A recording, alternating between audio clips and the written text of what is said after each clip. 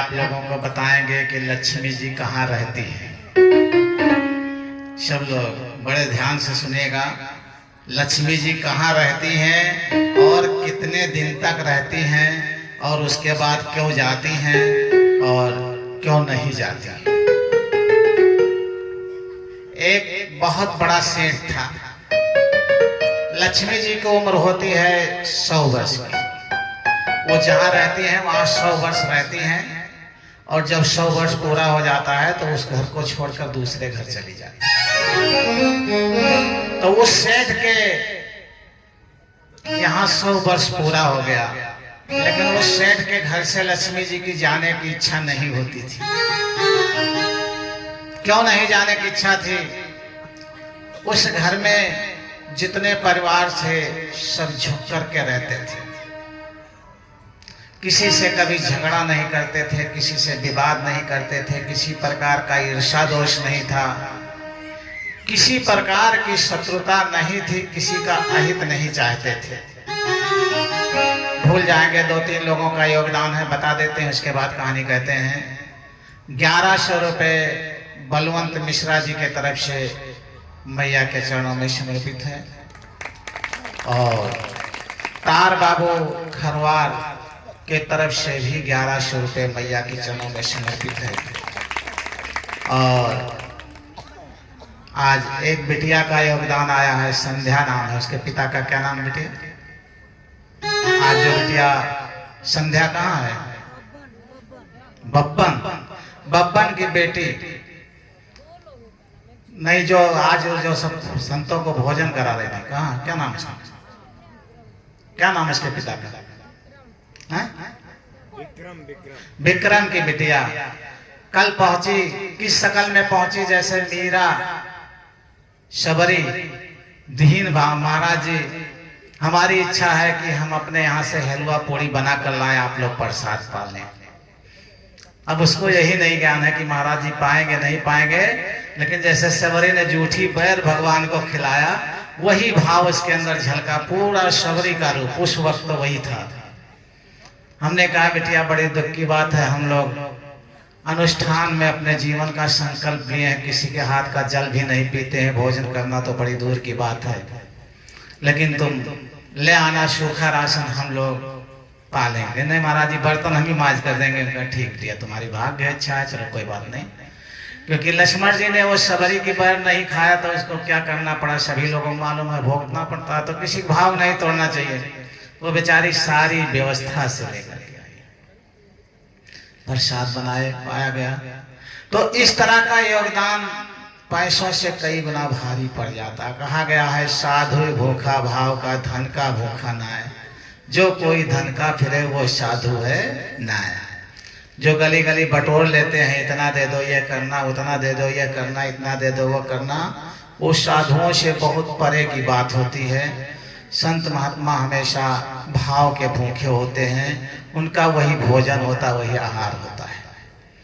तो इस तरह का योगदान। और 2 लोग योगदान और किए हैं।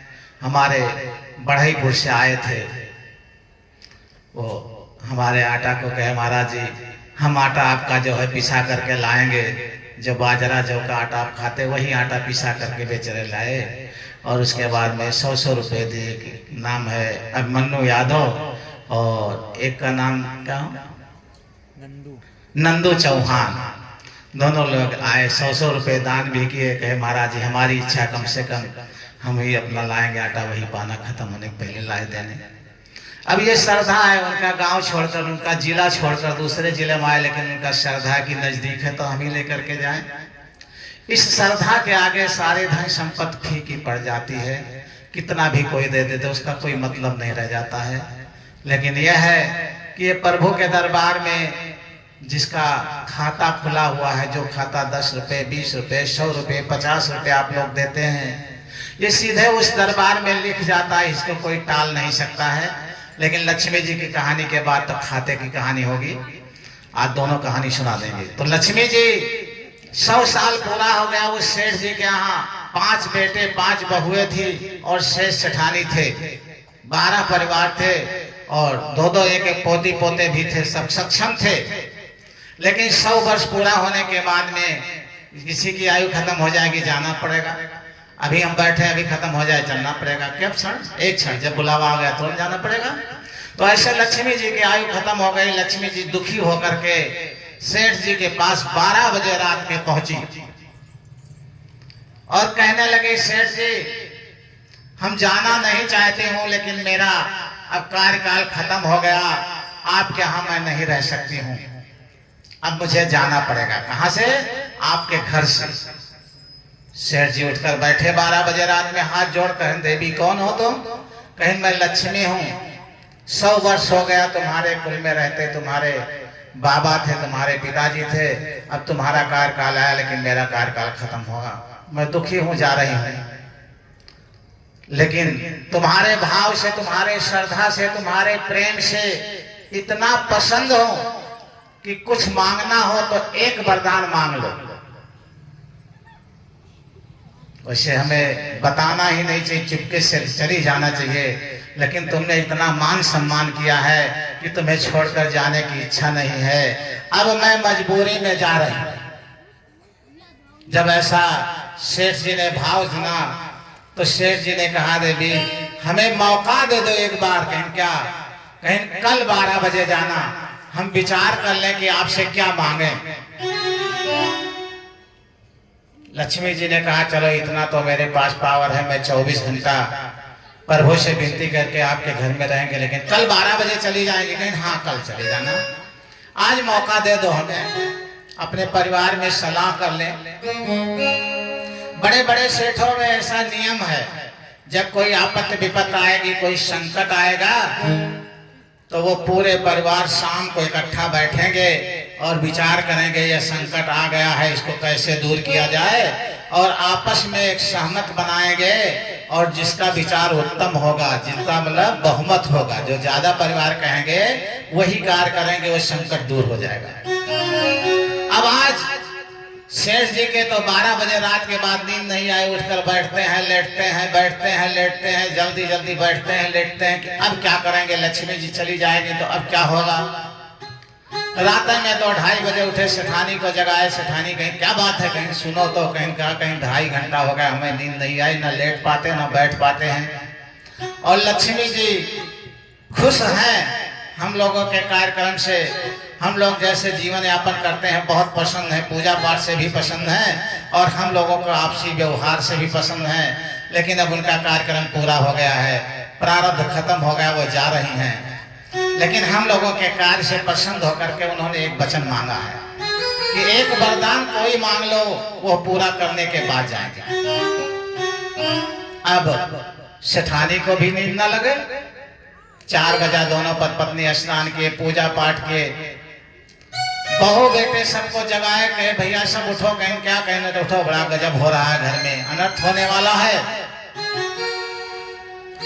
सारे बहू बेटे उठ पड़े, जितने बहू बेटे थे सब उठ पड़े,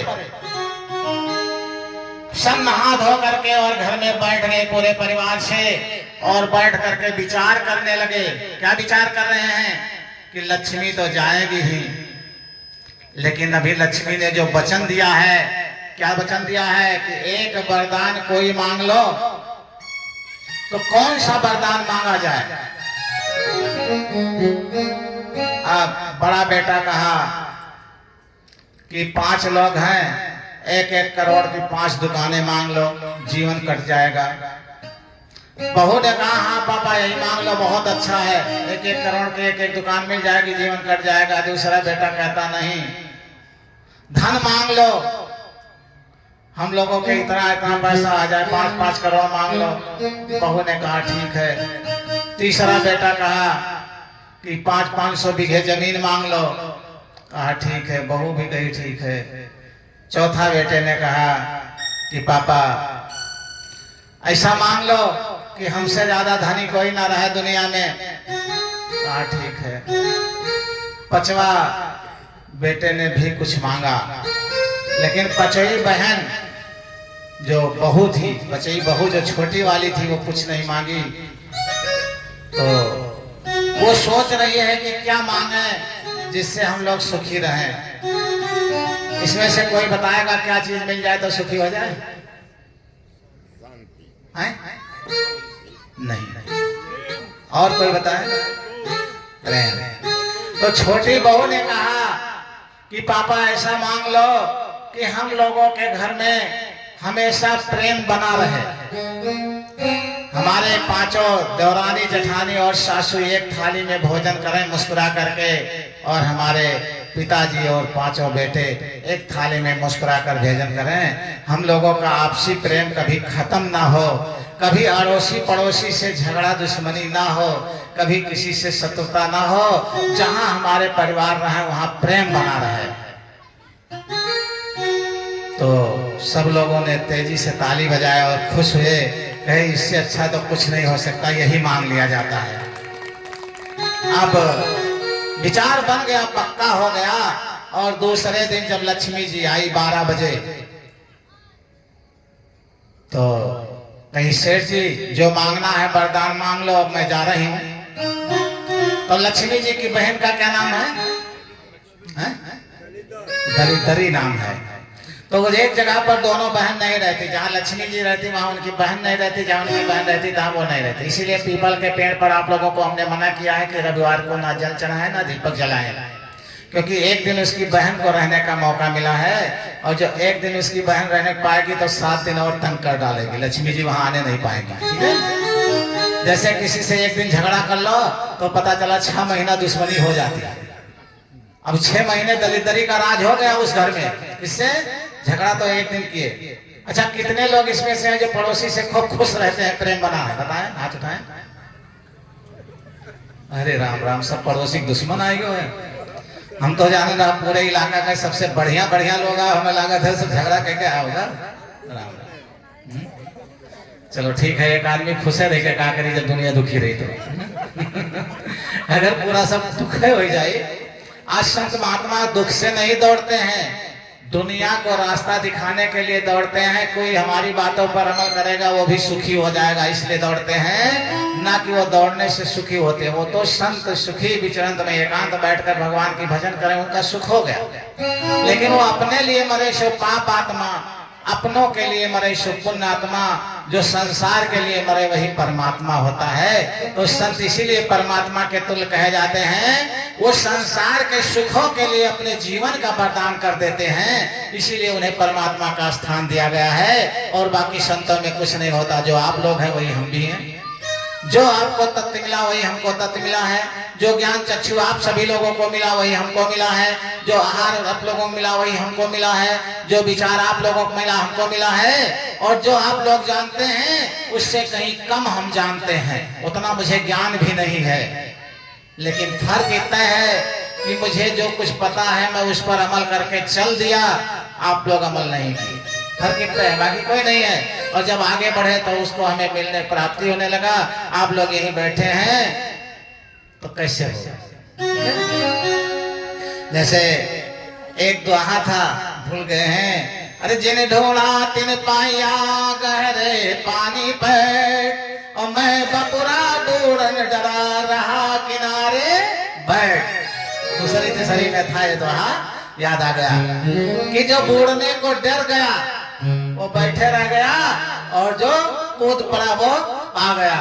तो इसी तरह से संत महात्मा जब सारे संसार के बंधन को छोड़ करके परमात्मा की चरणों में कूद पड़ते हैं तो उन्हें वो परम शांति मिलने लगती है। और जो डर जाता है हमारा पत्नी छूट जाएगा, हमारा बच्चे छूट जाएगा, हमारा पैतृक संपत्ति छूट जाएगा, घर छूट जाएगा, रिश्तेदार छूट जाएंगे, मेहमान छूट जाएंगे, वो यही बैठा रह जाता है किनारे, हरदम कलहा दोष ईर्षा दोष में मर जाता है मरते मरते। तो इसीलिए परमात्मा की प्राप्ति के लिए सब कुछ छोड़ करके और कूद पड़ना चाहिए। हमसे 4-6 लोग ज्ञानी लोग बैठ गए। अच्छा, संत तो ज्ञानी होते नहीं है, संत तो ज्ञानी होते हैं। कहें महाराज आपने बहुत बड़ा त्याग कर दिया, इतना धन संपत्ति अथाह छोड़ करके आप इस तरह चल दिए भिखारियों की तरह। हमने कहा त्याग तो आपने बहुत बड़ा किया, आप सब लोगों ने बहुत बड़ा त्याग किया, हम क्या त्याग किए हैं? क्यों? हमने कहा तुच्छ चीजों के लिए जो छूट जाना है उसके लिए आपने इतने बड़े कीमती परमात्मा को छोड़ दिया। मैंने तो तुच्छ चीज संसार की छोड़कर परमात्मा के लिए चल निकला। परमात्मा कीमती है, संसार कीमती। कहने महाराज संसार नहीं कीमती, परमात्मा। तो हमने कहा आपने ज्यादा बड़ा त्याग किया है जो परमात्मा को छोड़ दिया, और संसार जो तुच्छ है कब छूट जाएगा कोई ठिकाना नहीं है। जो कहता है मैं भी 10 साल का हूँ, 20 साल का हूँ, 50 साल जियोगा, मैं कहता हूँ किसी का एक क्षण का ठिकाना नहीं है। सत्य को कोई स्वीकार नहीं करता, और मेरा भी नहीं है। हमें तो हरदम, हम तो कभी लोगों से कहते हैं कि महाराज जी हमें ऐसा लगता है पता नहीं कब मौत आ जाए। कहते हैं महाराज जी आप 22 साल से ये कहा, सबसे कहा तो कि पता नहीं कब। हमको लगता है पता नहीं कब चल देना पड़े, कब बुलावा आ जाए। तो उस परमात्मा के चरणों को छोड़ करके जो संसार के तुच्छ संबंधों को क्षण में छूट जाने वाला है, उसको पकड़ रखा है, वो सबसे बड़ा त्यागी है। तो सबसे बड़े त्यागी आप ही लोग हैं जो उस मालिक को छोड़ करके संसार को पकड़े बैठे हैं। तो अब लक्ष्मी जी का बात आ गया। सेठ जी ने कहा कि हे मैया आप जा सकती हो, लेकिन हमारे परिवार में, हमारे अड़ोसी पड़ोसी में, हमारे गांव गढ़ी में, हमारे मित्र में प्रेम हमेशा बना रहे, कभी खत्म ना होने पाए। यही एक वरदान दो, बाकी आप जाओ। जब आपका समय पूरा हो गया है तो विधाता के नियम को हम टालने वाले कौन होते हैं, हम गरीबी झेल लेंगे, लेकिन हमारा प्रेम ना खत्म होने पाए। लक्ष्मी जी कहीं ठीक है हम जा रहे हैं। दरिद्री के ऊपर हाथ रखी, कही अब तुम यहाँ बहन राज करो, इस सेठ के घर में अखंड राज करो। जैसे जब क्या कहें, आप लोगों कहेंगे तो यही कहोगे कि महाराज जी हमारे घर में दरिद्री है, ऐसा कह रहे हो। अरे जिसका पड़ोसी से नहीं पटता उसके घर में दरिद्री नहीं रहेगी, क्या लक्ष्मी जी रहेंगे? और जब पड़ोसी से नहीं प्रेम है तो सास बहू में प्रेम हो सकता है? नहीं हो सकता है। तो इसी तरह से बाप बेटे भी नहीं हो सकता, भाई भाई भी नहीं हो सकता। प्रेम रहेगा तो सर्वत्र व्याप्त रहेगा। जैसे सूर्य उदय होता है तो पूरा संसार में प्रकाश हो जाता है, ऐसे प्रेम रहेगा तो पूरे जीवन में प्रेम रहेगा।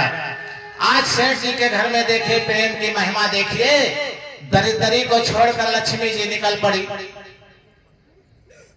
अब दरिद्री ने क्या किया, पांचों देवरान जेठान की बुद्धि भ्रष्ट कर दिया, सासू की बुद्धि भ्रष्ट कर दिया। दाल बना तो दाल में पांचों देवरान जेठान नमक डाल दी, सासू ने भी नमक डाल दी। और भोजन बन गया, भोजन परोसा गया तो पहले बुढ़ा उठाया, भोजन खाया और खा करके चला गया। उसके दिमाग में प्रेम बसा था कि हाथ है, कहीं ज्यादा कहीं कम हो सकता है, कुछ नहीं बोला। उसके बाद पांचों भाई आए, बैठ करके एक साथ भोजन किए, भोजन करके चल दिए, कुछ नहीं बोले। इसके बाद देवरान जेठान पांचों और एक साथ 6 लोग बैठ करके भोजन कर रही तो कह रही है बताओ नमक हम डालें ना तो नहीं डाल दी, तो कहा हम डालें तो नहीं डाल दी। अब 6 लोग सलाह करने लगे, कहीं तो बहुत बड़ी गलती हो गई, अब ऐसी गलती नहीं करेंगे। सब लोग खा लिए, नहीं बोले, बताओ कितना बड़ी गलती हो गई। अब दरिद्री सोच रही है कि ऐसे घर में तो मेरा ठिकाना नहीं लगेगा। इतना बड़ा गलती कराने के बाद ये लोग नहीं लड़ रहे हैं तो अब लड़ा नहीं पाएंगे। वो दौड़ कर गई लक्ष्मी से, कही बहन कहीं क्या, कहीं वहां जाओ तुम ही रहो, हमारी जरूरत वहां नहीं है, क्योंकि हमने 6 गुना नमक डला दिया। तब भी वो आपस में प्रेम इस तरह बना है कि वो झगड़ा करने को राजी नहीं। अब मैं क्या करूं, कैसे झगड़ा कराऊं, और झगड़ा मेरा आहार है। दुश्मनी ईर्षा दोष कलमश का आहार है, निंदा चुगली मेरा आहार है। अब वो नखें करेंगे तो हम नहीं रह पाएंगे, क्योंकि मैं भूखों मर करके किसी घर नहीं रह सकता। कभी साहब ने कहा है,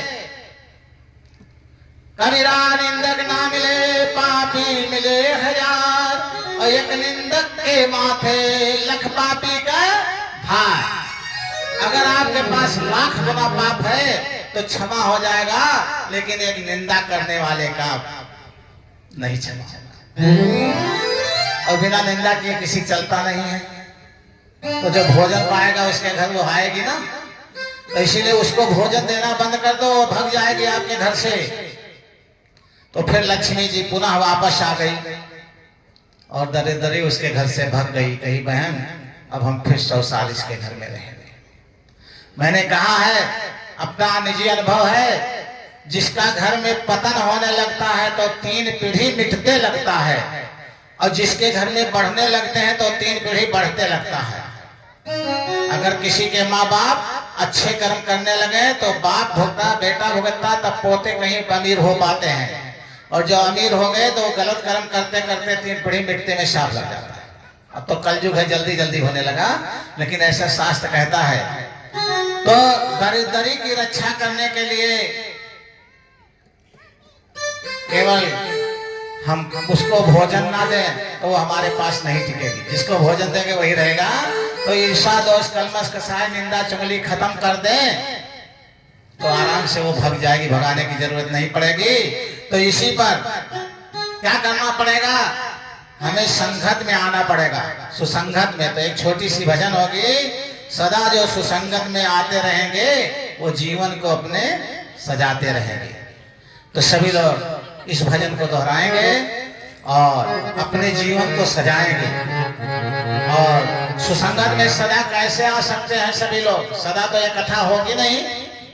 अब सुसंगत में आना है तो कैसे आ सकते हैं, ये कथा अजर अमर हो जाती है। किसी भी संत महात्मा की वाणी, आजकल मोबाइल और नेटवर्क ऐसा हो गया, जब खाली समय मिले तब उठा करके सुन लिया करें बाबा क्या कहे थे, दरिद्री कौन है और लक्ष्मी कौन है। तो सभी लोग दोहराएंगे, अरे सदा जो सुसंगत में आते रहेंगे वो जीवन को अपने सजाते रहेंगे। सदा जो सुसंगत में आते रहेंगे वो अपने जीवन को सजाते रहेंगे। सदा जो सुसंगत में आते रहेंगे वो जीवन को अपने सजाते रहेंगे। सदा जो सुसंगत में आते रहेंगे वो जीवन को अपने सजाते रहेंगे।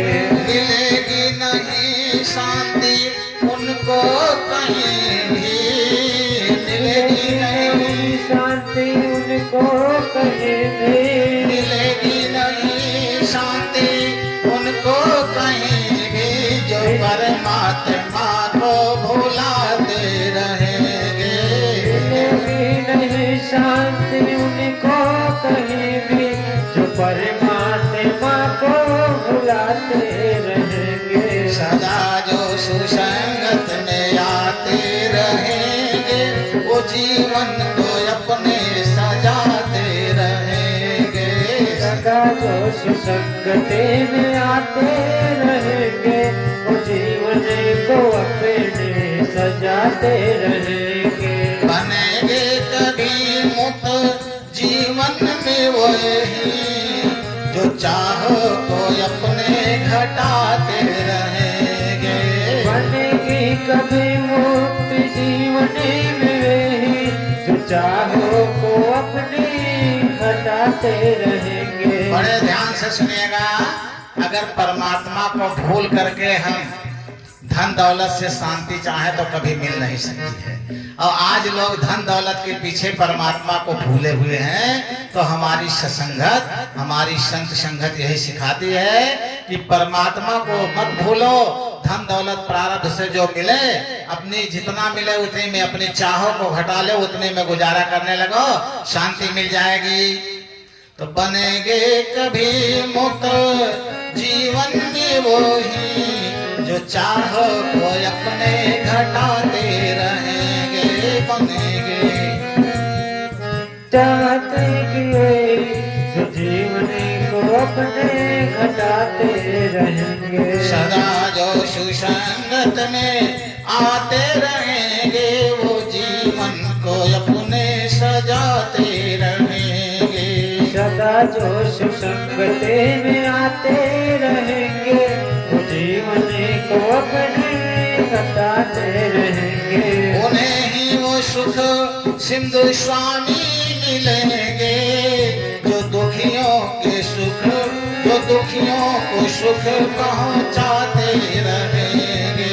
उन्हें ही वो सुख सिंधु स्वामी मिलेंगे, जो दुखियों को सुख को पहुंचाते रहेंगे। उन्हें ही वो सुख सिंधु स्वामी मिलेंगे, जो दुखियों को सुख पहुंचाते रहेंगे। उन्हें ही वो सुख सिंधु स्वामी मिलेंगे, जो दुखियों को दुख को पहुंचाते रहेंगे। सदा में आते रहेंगे, वो जीवन को अपने सजाते रहेंगे।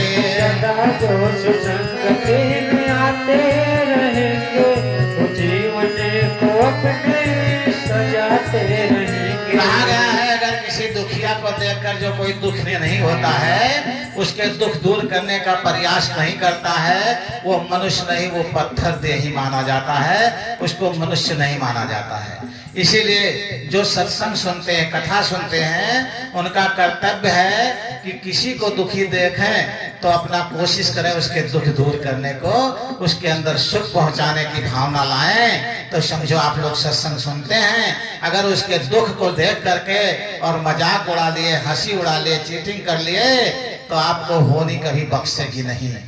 एक एक अनहोनी ऐसा आएगा कि 100 बार रोना पड़ेगा, छुट्टी नहीं मिलेगा। इसीलिए सबके लिए एक संदेश है कि अगर कहीं भी किसी दुखिया को देखें तो उसको सुख पहुंचाने की कोशिश करें सभी लोग। उन्हें ही वो सुख सिंधु स्वामी मिलेंगे, जो दुखियों को सुख पहुंचाते रहेंगे। उन्हें ही वो सुख सिंधु स्वामी मिलेंगे, जो दुखियों को सुख को पहुंचाते रहेंगे। सदा जो सुसंगत में आते रहेंगे, वो जीवन को अपने सजाते रहेंगे।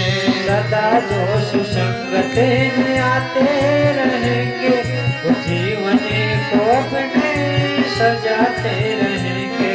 जो कुछ दिखता है रहेगा ना सब दिन, कहाँ तक यहाँ मन जो फंसाते रहेंगे। जो कुछ दिखता है रहेगा न सब दिन, कहाँ तक यहाँ मन फंसाते रहोगे। सदा जो सुसंगत में आते रहेंगे, वो जीवन को अपने सजाते रहेंगे।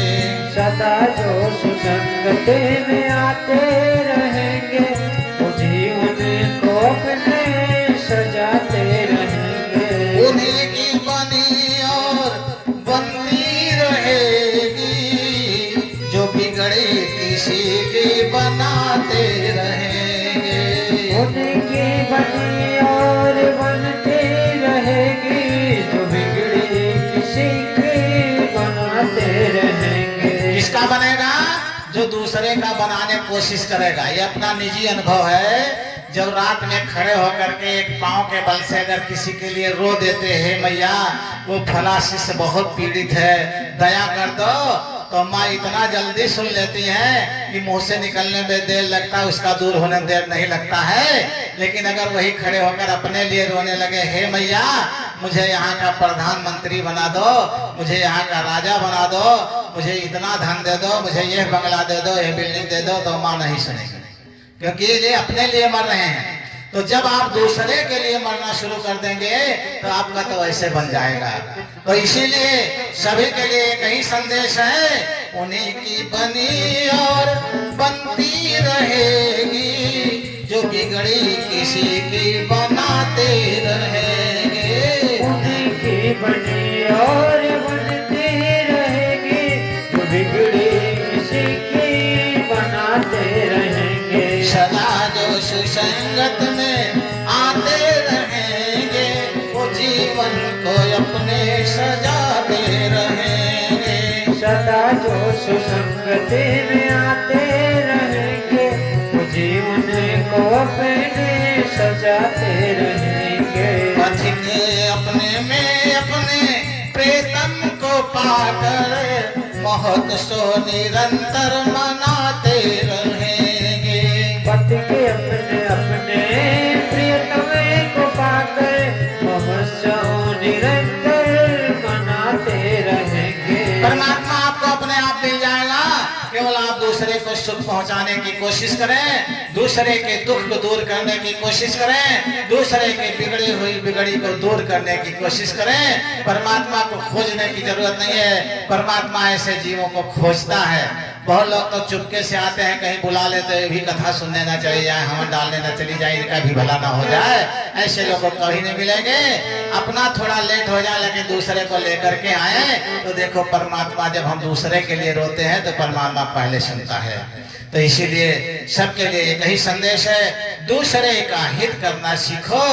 एक बार बोलो आनंद कंद भगवान की। तो आज जीवन खाता के बारे में एक छोटी सी भजन हो जाए, क्योंकि सभी लोगों को हमने कह दिया है कि ये खाता जो खुला है आप लोगों का, इस खाता में जो व्यासपीठ से नाम निकलता है ये कहाँ लिखा जाता है, कहाँ मिलेगा, कैसे मिलेगा, एक भजन के रूप में सभी लोग दोहराएंगे। और मेरे मालिक के दरबार में सबका जीवन खाता, मेरे मालिक के दरबार में सबका जीवन का खाता। जो कोई जैसी करनी करता वैसा ही फल पाता, जो कोई जैसी करनी करता वैसा ही फल पाता।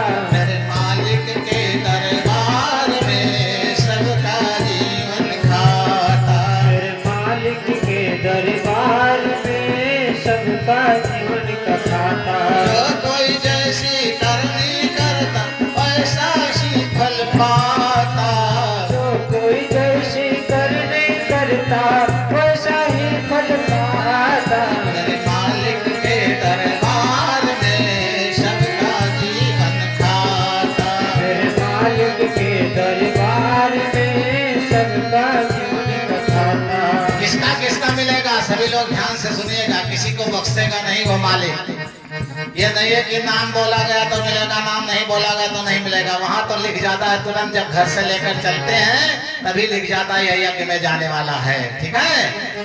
अरे क्या साधु क्या संत गृहस्थी, क्या राजा क्या रानी, क्या साधु क्या संत गृहस्थी, क्या राजा क्या रानी।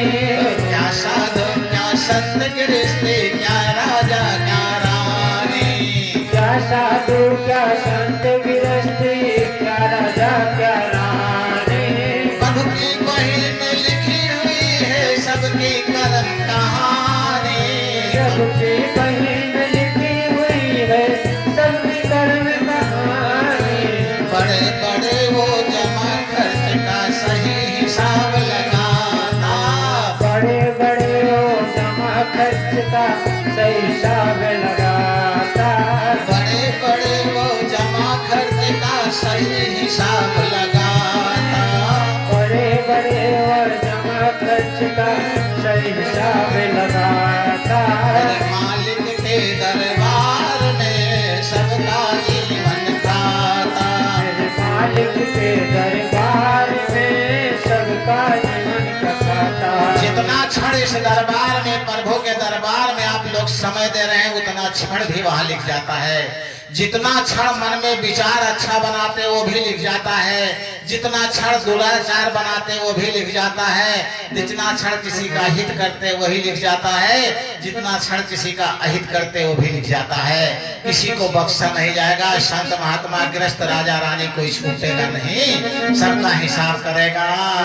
तो मेरे मालिक के दरबार में सबका जीवन खाता, मेरे मालिक के दरबार में सबका जीवन का खाता। जो कोई जैसी करनी करता वैसा ही फल पाता, जो कोई जैसी करनी करता वैसा ही फल पाता। नहीं चले उसके घर रिश्वत, नहीं चले चालाकी, नहीं चले उसके घर रिश्वत, नहीं चले चालाकी।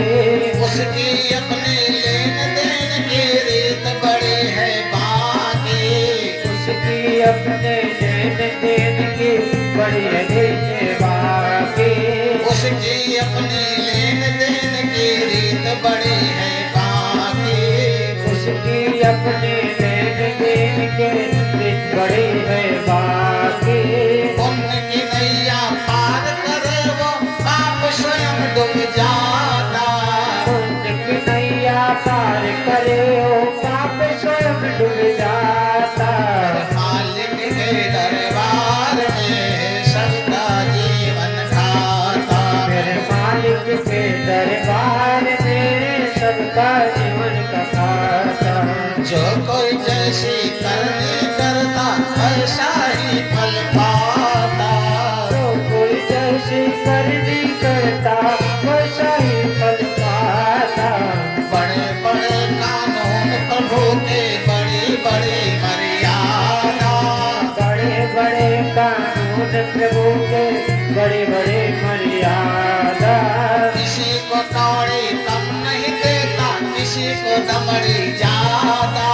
किसी को कौड़ी कम नहीं देता, किसी को दमड़ी ज्यादा। इसीलिए वो सारे जग का जगत सेठ कहलाता।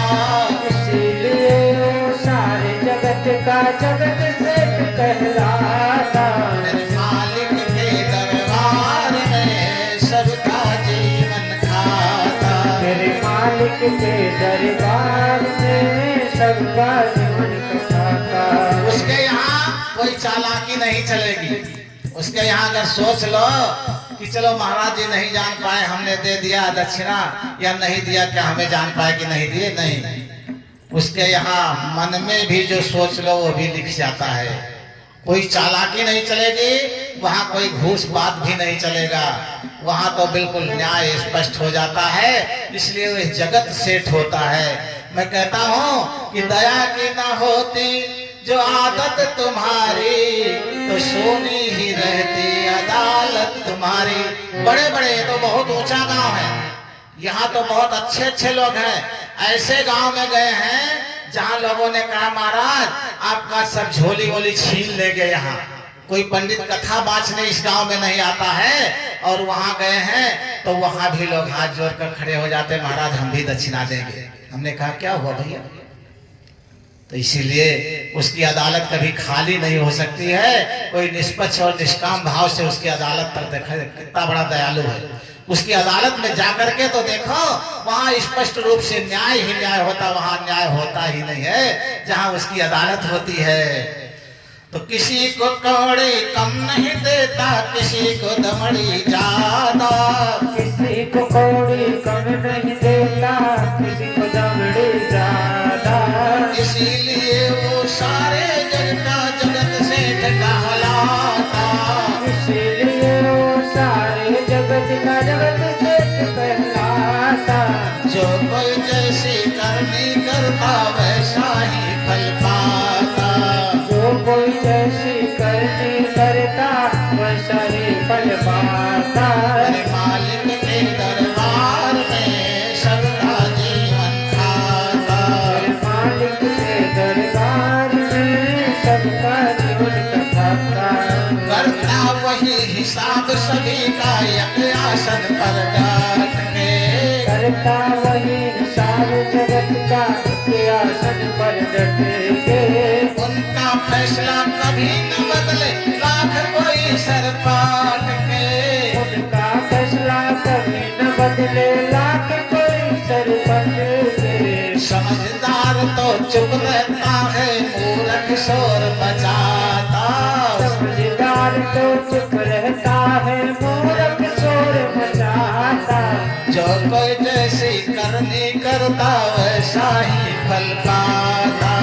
जो कोई जैसी करनी करता वैसा ही फल पाता। मेरे मालिक के दरबार में सबका जीवन खाता। मेरे मालिक के दरबार में सबका जीवन का खाता। तो क्या करें वहाँ खाता में करने के लिए?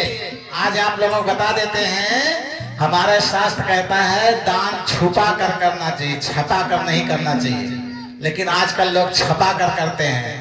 जैसे छपा कर करते हैं, जैसे कोई मंदिर में 100 रुपया लगाया, लिख गया फला आदमी 100 रुपया दान किया। अगर उसको 100 लोग पढ़ दिए 100 रुपये बराबर हो गया। कोई दान किया और बोल दिया फला आदमी ने 100 रुपया दिया, 100 लोग सुन लिए बराबर हो गया। जितना पुण्य बांटोगे वो खत्म हो जाएगा, जितना पाप बांटोगे वो बढ़ जाएगा। तो इसीलिए छुपा करके देने से परमात्मा ही सुनता है, चिल्लाने की आपको कोई जरूरत नहीं है। तो उनका फैसला कभी न बदले लाख कोई सर पट के। उनका फैसला कभी न बदले लाख कोई सर पट समझदार तो चुप रहता है, मूर्ख शोर मचाता। समझदार तो चुप रहता है, मूर्ख शोर मचाता। जो कोई जैसी करनी करता वैसा ही फल पाता। जो कोई जैसी करनी करता वैसा ही फल पाता। मेरे मालिक के दरबार में सबका जीवन खाता। मेरे मालिक के दरबार में सबका जीवन खाता। उजली करनी कर ले बंदे, कर्म न करियो काला। उजली कर ले बंदे, कर्म न करियो काला। लाख आँख से देख रहा है तुझे देखने वाला। लाख आँख से देख रहा है तुझे देखने वाला। उसकी तेज नजर से बंदे कोई नहीं बच पाता। उसकी तेज नजर से बंदे कोई नहीं बच पाता। जब कोई जैसी करनी करता वैसा ही फल पाता। जो कोई जैसी करनी करता वैसा ही फल पाता। मैं मालिक के दरबार में सबका जीवन खाता। मेरे मालिक के दरबार में सबका जीवन खाता। मेरे मालिक के दरबार में सबका जीवन खाता। मेरे मालिक के दरबार में सबका जीवन खाता। एक बार बोला आनंद भगवान की। तो श्री कृष्ण गोविंद हरे मुरारे, हे नाथ नारायण वासुदेवा। श्री कृष्ण गोविंद हरे मुरारी, हे नाथ नारायण वासुदेवा। श्री कृष्ण गोविंद हरे मुरारे, हे नाथ नारायण वासुदेवा। श्री कृष्ण गोविंद हरे मुरारी, हे नाथ नारायण वासुदेवा। श्री कृष्ण गोविंद हरे मुरारे, हे नाथ नारायण वासुदेवा। श्री कृष्ण गोविंद हरे मुरारी, हे नाथ नारायण वासुदेवा। एक बार बोलो वृंदावन बिहारी लाल की। तो जब भी अपने जीवन का भविष्य देखना होगा कि परमात्मा कैसे न्याय करता है, सब लोग इसी भजन को देख लिया करना, तो तुम लोगों को ज्ञान हो जाएगा कहाँ मुझसे गलती होती है, कहाँ गलती सुधार करें। इसीलिए सभी लोग इसको हमेशा देखते रहना। एक बार बोलो वृंदावन बिहारी लाल